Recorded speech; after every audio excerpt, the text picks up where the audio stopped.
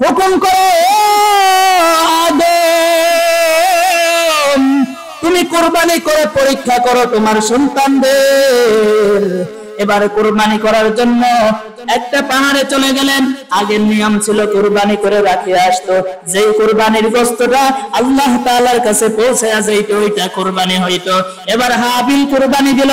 হাবিল বেছে বেছে সবচাইতে বড় যেই দুম্বাটা, ওই দুম্বাটা আল্লাহর রাস্তায় কুরবানি করেন।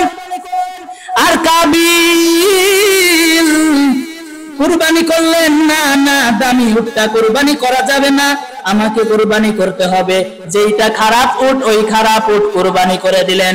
কিন্তু অতঃপর দেখা যায় হাবিলের গোশতগুলো উঠে গেল, কাবিলের গোশত ওঠে নাই। বলেছে যদি হাবিল এবং কাবিল যার কুরবানিটা সহি হবে তার সাথে যেই সুন্দরী মেয়ে ওই সুন্দরী মেয়েকে বিবাহ দেয়া হবে। এবার কাবিল চিন্তা করে, দেখেন আমরা এমন একটা মাসের ভিতরে আছি, আমাদের সামনেই কুরবানি চলে আসছে, কুরবানির ঈদ। আমাদের সকলকে ত্যাগ করতে হবে। ত্যাগ কিভাবে করতে হবে? আমাকে আপনাকে ত্যাগ স্বীকার করতে হবে। কারণ আল্লাহ পাক রব্বুল আলামিন আমাকে আপনাকে বড় মায়া করে পাঠিয়েছেন। আল্লাহ পাক রব্বুল আলামিন মানুষ বানিয়ে পাঠিয়েছেন। আল্লাহ তাআলা আমাকে আপনাকে ইবাদত, আল্লাহ তাআলার আনুগত্য করার জন্য পাঠিয়েছেন। আল্লাহ তাআলার আনুগত্য ইবাদত আমাকে আপনাকে করতে হবে, না হলে আমাদেরকে জাহান্নামে যাইতে হবে। আমরা সকলেই জানি, জানি কি জানি না? আমরা সকলেই জানি আমাদেরকে ওই জাহান্নামে যাইতে হবে। এর জন্য সামনে কুরবানির ঈদ, অর্থাৎ কুরবানি দিতে হবে আমাদেরকে। কাদেরকে কুরবানি দিতে হবে? যাদের নিসাব পরিমাণ মাল আছে। বলা হয়েছে কুরবানি কাদের উপর ওয়াজিব?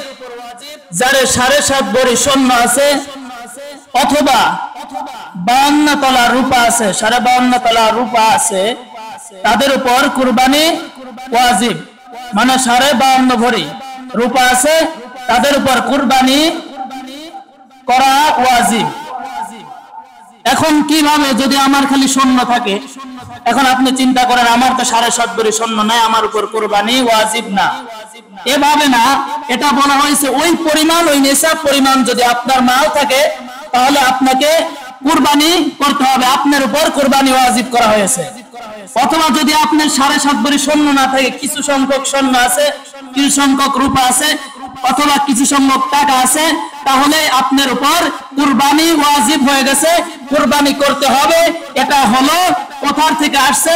এটা ইব্রাহিম আলাইহিস সালাম যেভাবে ত্যাগ করেছিলেন, ওইভাবে আমাকে আপনাকে ইসমাইলকে কুরবানির জন্য ত্যাগ স্বীকার করেছিলেন, ওইভাবে আমাকে আপনাকে ত্যাগ স্বীকার করতে হবে। ঠিক না বেঠিক? আমাদের অনেকের উপরে কুরবানি ওয়াজিব হয়ে গেছে, কিন্তু আজকে আমরা কুরবানি দেই না। আজকে আমরা কুরবানি দেই না। আবার কত মানুষ আছে যারা কুরবানি দেয় দেখানোর জন্য দেয়। কোটি কোটি টাকা আছে, বাজারে যা বড় গরুটা কিনে, আরে আমার সম্মানটা চলে যাবে, যদি আমি ছোটখাটো একটা গরু কিনে আমার সম্মান চলে যাবে। মানুষ দেখানো কুরবানি কোনোদিন আল্লাহর কাছে কবুল হতে পারে না। মানুষ দেখানো কুরবানি করা যাবে না। কুরবানি করতে হবে আল্লাহ তাআলার জন্য, আল্লাহর কাছে ত্যাগ স্বীকার করতে হবে। যেভাবে আল্লাহ পয়গম্বর ইব্রাহিম আলাইহিস সালাম ত্যাগ স্বীকার করেছিলেন, ওইভাবে আমাদেরকে আপনাকে ত্যাগ স্বীকার করতে হবে। এই কারণে ত্যাগ স্বীকার করবেন কেমনে? আল্লাহর নবী পয়গম্বর জানায়া দেয়, ওরে বান্দা ত্যাগ স্বীকার করবা কেমনে? যেভাবে ইব্রাহিম নবী ত্যাগ স্বীকার করেছে ওইভাবে তোমাকে ত্যাগ স্বীকার করতে হবে। আদম আলাইহিস সালামের সন্তান হাবিল আর কাবিল দুইজন সন্তান ছিলেন। ওই দুইজন সন্তানকে আল্লাহ বললেন তাদেরকে কুরবানি দেয়া পরীক্ষা করো। ওই হাবিল কাবিলকে এই কারণে কুরবানি দেয়া পরীক্ষা করতে বললেন, কারণ এই কারণে পরীক্ষা করতে বললেন, হাবিল কাবিল দুইজন সন্তান ছিল। আদম আলাইহিস সালামের সময় তো কোনো মেয়ে ছিল না, মেয়ে ছিল তার আপন মেয়ে ছিল, ওই আপন মেয়েকে হাবিল কাবিলের সঙ্গে যখনই আদম আলাইহিস সালামের সন্তান হইতো, যেমন দুইজন সন্তান হইতো, একজন মেয়ে হইতো, একজন ছেলে হইতো। এইভাবে এই বছর যেই ছেলে মেয়ে হয়েছে, আগে যেই দুইটা ছেলে মেয়ে আছে, আগের মেয়ের সাথে পিছনের ছেলের বিবাহ দিত। এটা হলো আল্লাহর শরীয়ত ছিল, এটা ইব্রাহিম আলাইহিস সালাম পালন করতেন। আর একটা হলো যে আগের যেই ছেলেটা, ওই ছেলেটাকে এই মেয়ের সাথে বিবাহ দিবে, কিন্তু কাবিল মেনে নেয় না। একটা মেয়ে ছিল কালো, একটা মেয়ে ছিল ধলা, এই কারণে হাবিল মেনতে চায় না, কাবিলকে কালো মেয়ের সাথে বিয়ে দিতে চায়। কাবিল মেনে নেয় না, ইব্রাহিমের কথাও মেনে নেয় না, তার বাবার কথাও মেনে নেয় না। যখন মেনে নেয় না, এবার আল্লাহ পাক রব্বুল আলামিন হুকুম করে, আদম তুমি কুরবানি করে পরীক্ষা করো তোমার সন্তানদের। এবার কুরবানি করার জন্য একটা পাহাড়ে চলে গেলেন। আগের নিয়ম ছিল কুরবানি করে রাখিয়ে আসতো, যেই কুরবানির গোশতটা আল্লাহ তাআলার কাছে পৌঁছে যাইত, ওইটা কুরবানি হইতো। এবার হাবিল কুরবানি দিল। হাবিল বেছে বেছে সবচাইতে বড় যেই দুম্বাটা, ওই দুম্বাটা আল্লাহর রাস্তায় কুরবানি করেন। আর কাবিল কুরবানি করলেন না, না দামি উটটা কুরবানি করা যাবে না, আমাকে কুরবানি করতে হবে। যেইটা খারাপ উট, ওই খারাপ উট কুরবানি করে দিলেন। কিন্তু অতঃপর দেখা যায় হাবিলের গোশতগুলো উঠে গেল, কাবিলের গোশত ওঠে নাই। বলেছে যদি হাবিল এবং কাবিল যার কুরবানিটা সহি হবে, তার সাথে যেই সুন্দরী মেয়ে, ওই সুন্দরী মেয়েকে বিবাহ দেয়া হবে। এবার কাবিল চিন্তা করে, বিবাহ তো হয়ে গেল। বাবা হজের জন্য রওনা দিলেন, আদম হজের জন্য রওনা দিলেন। রওনা দেওয়ার পর এবার কাবিল চিন্তা করে, এখন তো বাবা বাড়িতে নাই, এখন আমি তাকে কতল করে আমার বোন, সুন্দরী বোনকে আমি বিবাহ করব। দেখেন কাবিল অহংকার করার কারণে তার ছোট্ট একটা দুম্বা কুরবানি দেওয়ার জন্য, খারাপ কুরবানি দেওয়ার কারণে কাবিল আল্লাহর কাছে দামি হইল না। আর হাবিল ভালো উটটা কুরবানি দেওয়ার কারণে হাবিল হইলেন আল্লাহর সৈনিক, আল্লাহর রাস্তায় কুরবানি দিলেন। ওই কুরবানিটা আল্লাহর রাস্তায় কবুল হলো। আমার আপনার অবস্থা যেই হয়েছে, কোটি কোটি কোটি কোটি টাকার মালিক, টাকা পয়সা বাড়ি গাড়ির অভাব নাই, মিল ফ্যাক্টরির অভাব নাই, কিন্তু আজকে কুরবানি দেয় আল্লাহর ত্যাগের জন্য দেই না, আল্লাহর রাস্তায় ত্যাগ স্বীকার করি না, বরং ত্যাগ স্বীকার করি মানুষের কাছে। এমনি মানুষের কাছে স্বীকার করে আজকে আমি কুরবানি দেব, বাজারে যাই বড় একটা গরু দেখে কিনে, কিন্তু যখন কেনার সময় এখন ভাবি আমি যদি ছোট্ট গরু নিয়ে গ্রামে যাই, মানুষ আমাকে বলবে কত টাকা গরু এনেছে, এত বড় বড় লোক বড় গরু আনতে পারে নাই। এই কথা ভেবে যে কুরবানি দেওয়ার জন্য বাজার থেকে গরু কেনে, ওই বান্দাটার কুরবানি আল্লাহর কাছে কবুল হবে না।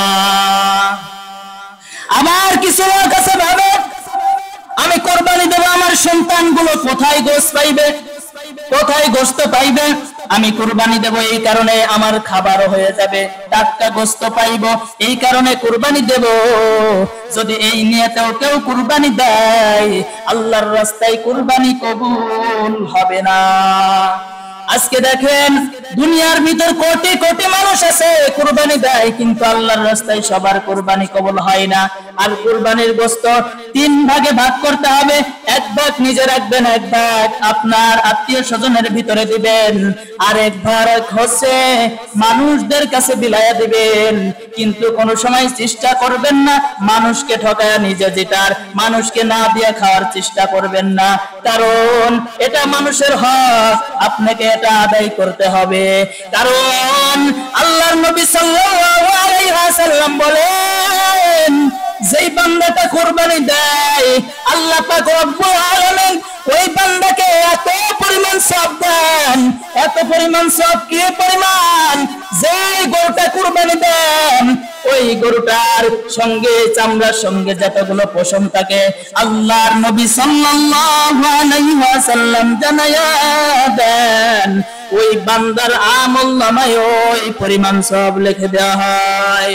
শুধু তাই নয়, ওই বান্দা যখন কাল হাসরের ময়দান, কাল কিয়ামতের ময়দান, যখন একটা আমলের জন্য ডান দিকে দৌড়ায়, বাম দিকে দৌড়ায়, পেছনের দিকে দৌড়ায়, সামনের দিকে দৌড়াইবে, ওই বান্দা যখন দৌড়ায় একটা আমলের জন্য দৌড়াইবে, ওই বান্দাটা যে কুরবানি দিয়েছিলেন, কুরবানি দেওয়ার কারণে দুইটা সিং আইসা হাজির হয়ে যাইবে, বলবে আমি হলাম এই বান্দাকে জান্নাতে নিয়ে যাইব। আমাদের সকলকে কুরবানি দেওয়ার দরকার আছে কি নাই? যাদের উপর কুরবানি দেওয়া ওয়াজিব আছে তারা কোনো সময় কুরবানি থেকে দূরে থাকবেন না, আল্লাহর রাস্তায় ত্যাগ করবেন। আল্লাহ পাক রব্বুল আলামিন কিয়ামতের ময়দানেও আপনাকে জাহান্নাম থেকে ত্যাগ করে জান্নাতে দিতে পারেন কি পারেন না? আজকে আমরা আল্লাহ তাআলার হুকুম মানে না, বরং নামাজ পড়ি না, নামাজ আদায় করি না।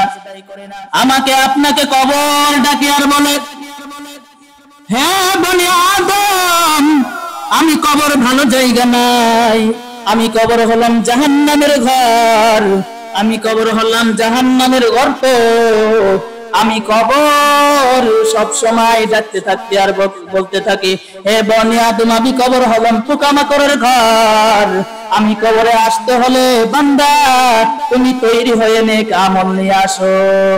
কারণ কবর আমাকে আপনাকে ডাকে।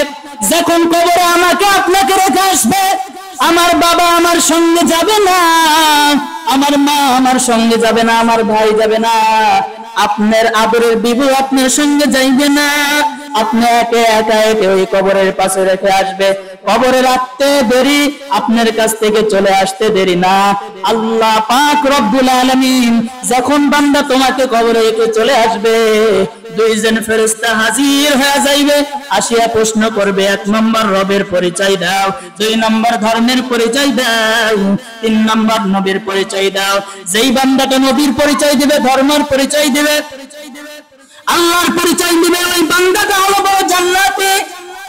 আর যেই বান্দাটা ধর্মের পরিচয় দিতে পারবে না, যেই বান্দাটা নবীকে নবীর পরিচয় দিতে পারবে না, যেই বান্দাটা দ্বীনের পরিচয় দিতে পারবে না, ইসলামের পরিচয় দিতে পারবে না, ওই বান্দাটার কবর হবে জাহান্নাম। আল্লাহ পাক ডাক দিয়া বলবে, এ কবরের মাটি,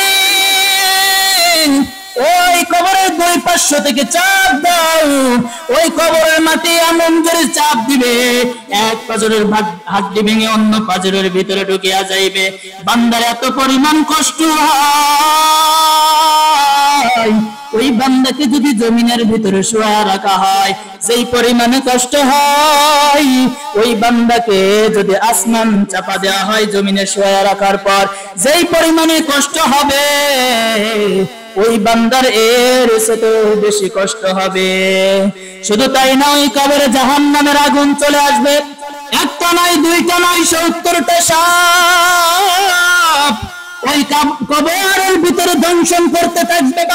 বান্দা চিল্লাইবে, কোনো জায়গা পাইবে না, পালানোর কোনো জায়গা নাই। শুধু তাই না, ওই বান্দাকে কবরের ভিতরে সাপ বিশ্ব জাহান্নামের আগুন জ্বালা দিবে।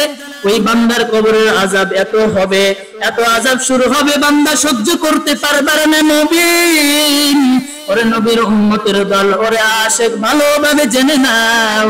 শুধু তাই নয়, কাল হাসরের ময়দানে জমিন থেকে হাজার হাজার লক্ষ লক্ষ মাইল দূরে সূর্য, ওই সূর্যের তাপ দেয়, সহ্য করতে পারি না।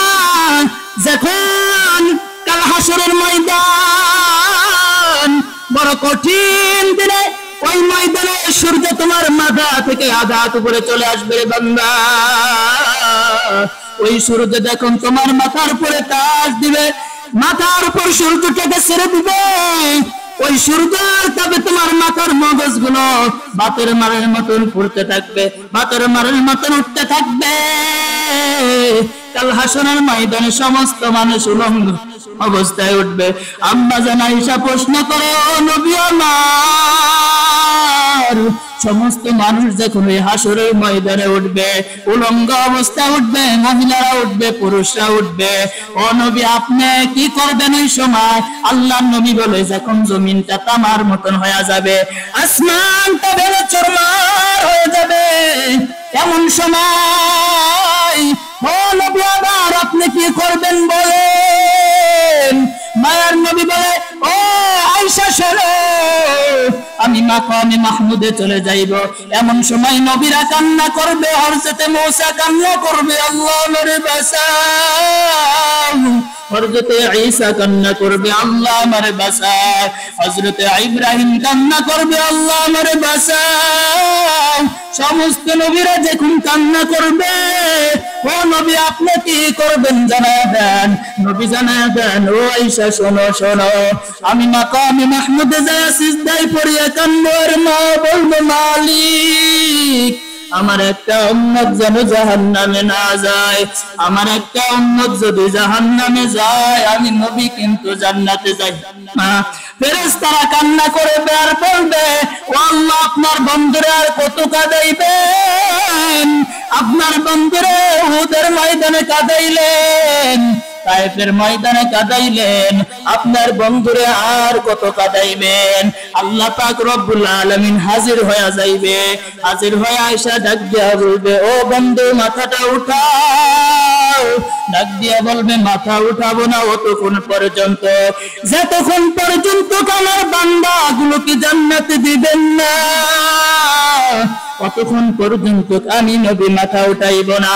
আল্লাহ ডাক দেয়া বলে, ও বন্ধু আমার, আজকে তুমি রাজত্ব করো, তোমার মনে যেটা চাই সেটাই করো। এখন যেই কথা বলবে, একে একে সুপারিশ করা শুরু করবে, একে একে নবী বাছাই করা শুরু করবে। এমন সময় আম্মা জান ডাক দেয়া কয়, ও নবী, এত নবীর উম্মতের ভিতর থেকে আপনি কেমনে ওই কোটি কোটি কোটি মানুষ থেকে আপনার উম্মতদেরকে বাছাই করবেন? আল্লাহর নবী ডাক দিয়া কয়, আমার উম্মতদেরকে এমন ভাবে বাছাই করব, যারা দুনিয়াতে 5 বেলা নামাজ আদায় করেছে, 5 ওয়াক্ত নামাজ আদায় করেছে, 5 বার ওযু করেছে।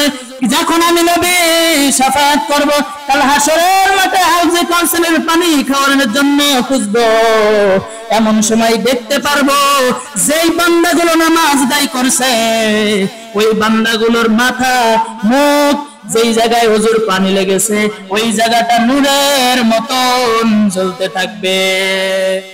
আম্মা জান আয়েশা বলে, যখন এই কথা নবী বললো একে একে হাউজে কাউসারের পানি খাওয়াইবে, হঠাৎ করে একটা পর্দা পড়ে যাবে। আল্লাহর নবী সাল্লাল্লাহু আলাইহি ওয়াসাল্লাম ডাক দিয়া বলবে, ও ফেরেশতারা, কেন পর্দাটা কালো পর্দা দিয়ে ঘেরাও করলে আমার উম্মতদেরকে? বলবে, এরা দুনিয়াতে থাকার পরে তো নামাজ আদায় করে নাই, আপনি ইন্তেকাল করার পরে এরা নামাজ ছেড়ে দিয়েছে, আপনার সাথে গাদ্দারি করেছে। আল্লাহর নবী বলবে, সুলকান সুলকান সুলকান, ভেগে যাও ভেগে যাও ভেগে যাও, তোমরা আমার উম্মত হতে পারো না। আমার উম্মত হলো এরা যারা 5 বেলার নামাজ আদায় করেছে, আমি নবীর কথা অনুযায়ী ত্যাগ স্বীকার করেছে, কুরবানি দেয়া এদের উপর ওয়াজিব ছিল, যারা কুরবানি দিয়েছে এদেরকে আমি নবী সুপারিশ করব, এরা ব্যতীত কাউকে সুপারিশ করব না। দেখেন আল্লাহ পাক রব্বুল আলামিন আমাদের যারা নিসাব পরিমাণ মাল আছে, আমাদের উপরে কুরবানিকে ওয়াজিব করা হয়েছে, তাহলে আমাদের কুরবানি যাদের উপর ওয়াজিব আছে, আমাদের সকলকে কুরবানি দিতে হবে।